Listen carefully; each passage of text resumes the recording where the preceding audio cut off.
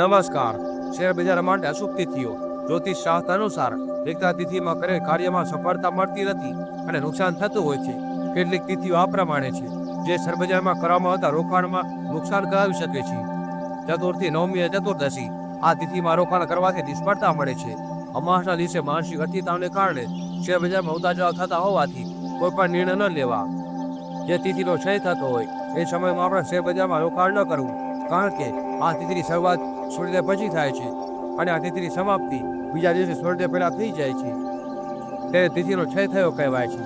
અમુક નક્ષત્ર ઉગ્ર પક્ષની ન હોવાથી નુકસાન કરાવી શકે છે. આ નક્ષત્રમાં પણ શેરબજારમાં રોકાણ ન કરવું, જેમ કે ભરણી નક્ષત્ર, કૃતિકા નક્ષત્ર, આશ્લેષા નક્ષત્ર, જ્યેષ્ઠા નક્ષત્ર, મૂળ નક્ષત્ર અને મઘા નક્ષત્ર. આ નક્ષત્ર ઉગ્ર પક્ષના નક્ષત્ર છે. આ નક્ષત્રમાં જ્યારે ચંદ્ર પસાર થાય છે ત્યારે શેરબજારમાં અચાનક ઘટાડો જોવા મળતો હોય છે. પાંચાંગમાં આવતા કેટલાક યોગ પણ શેરબજારમાં નુકસાન કરાવતા હોય છે, જેમ કે વ્યતિપાત યોગ અને વૈદ્યુતિ યોગમાં કરવામાં આવતો રોકાણ ફસાવી શકે છે.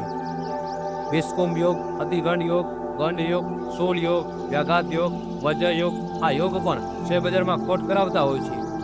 બધા તેથી અને વિસ્તૃતિકરણમાં પણ શેરબજારમાં કરવામાં આવતું રોકાણ નુકસાન કરાવે છે. સૂર્યગ્રહ, ચંદ્રગ્રહમાં પણ શેરબજારમાં રોકાણ ન કરવું, કારણ કે આ દિશા અનિશ્ચિત હોવાથી આ સમયમાં નુકસાન થવાની સંભાવના હોતી હોય છે.